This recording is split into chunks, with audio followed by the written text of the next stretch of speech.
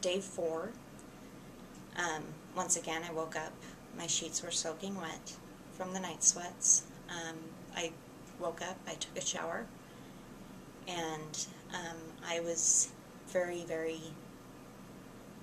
anxious that day because I knew that the next day I would be getting out. And so that day I napped and I rested and I took walks and I tried to eat as much as possible. One thing I did notice is like my sense of smell and just even the thought of food would just make me absolutely nauseated. And so I had to be very careful as far as what I ate. I primarily ate hard candies or ate things like rolls or smoothies from downstairs. And then on that night, I was having a lot of difficulty sleeping. Once again, the night terrors type thing. I don't even know how to explain it. It's like you close your eyes and you just can't get, or you can't focus on a pleasant thought.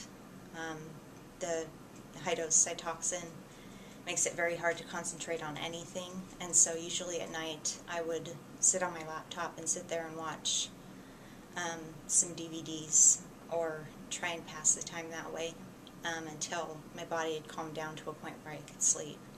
Now my body spasms did start getting better at that point, and so instead of having the full body spasms like I had previously, they were finally starting to calm down. Either that or we'd gotten my medication to a point where they weren't having to occur because they couldn't anymore. But the night of day 4 was the hardest, and it wasn't because I was the sickest. In fact, even taking the cytoxin at that point, it was just face flushed, feeling overheated, sweating, just the usual symptoms of the chemo, the nausea. Fortunately, they are very, very good about giving you the antiemetics when you need them, and nurses are always available when you call them, and they'll come in and they'll help you out with anything. So that night I slept, I think, about 4 hours, just because they do keep you hydrated and have you on saline for that entire time. You're getting up all night to go to the restroom. And then also, for me at least, pain or discomfort would wake me up, but that was just part of my normal MS. And they also didn't have, I didn't take just Ambien, I took Ambien CR, and they didn't have any Ambien CR at the pharmacy. So they just switched me to straight Ambien. That night we actually did purchase, though, television.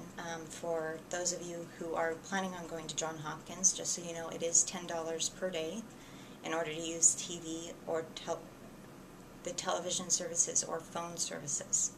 So they do charge you that, I believe, up to, it's either 7 or 10 days. And then thereafter it's free, but that's can get pretty expensive because it's $10 a day to watch television. But that night I just watched TV, and then once my body finally calmed down and I was able to close my eyes and try and get to a peaceful place, then I finally fell asleep. I woke up at 7:30 on day 5 in the morning. My stomach was a little bit nauseated as usual. That's the first thing, or the only thing, that I think I've truly noticed every single day was the nausea as soon as I got up. It just felt like my gut was not very happy at all with what was going on. So on day 5 I woke up at around 7:30. I called my husband and I said, you should come down here. And then I called my nursing staff and I said, and I asked them the previous day if they would start getting the paperwork ready to discharge me, because unfortunately I don't like hospitals that much, and so even being there 4 days was making me go stir crazy a little bit. So they went ahead and they finished out most of the paperwork. I spoke with the person they do rounds each morning, and so we needed a resident in order to sign me out. But they went ahead and I took a shower and I got ready. They checked my blood levels. They noticed that my potassium was low, and so they had to put me on potassium. And so that drip took approximately 2 hours to finish, and that was the last portion of it. So that was a long, excruciating 2 hours. But thankfully we had television in order to keep me somewhat distracted from the fact I was about to be freed. And then that day I felt weak a little bit, and I was definitely a little bit tired, but when I got home, or when I came back to the hotel, I should say, I put away my clothes. I put the dirty clothes in the dirty laundry bin that we had, and I cleaned part of the bathroom. One thing for people who are taking Cytoxin is that it is toxic to the people around you, so you do have to flush the toilet twice every time that you go to the restroom. And so I get pretty anal about that kind of stuff because I didn't want my husband suffering any ill side effects from it. So I cleaned the toilet, I cleaned out the bathtub, I took a lovely bath, which was amazing. I mean, I couldn't get it very high, it was probably more of a hip bath, but I just got clean and got away from the stench of hospital smells. And that night I relaxed and jumped up, and then I'd relax again and I'd jump up. And so I don't know if the restlessness was caused by the Cytoxin itself, or if that was just due to me being anxious about leaving or getting out or feeling like I should be doing something because I'd been laying down for 4 days.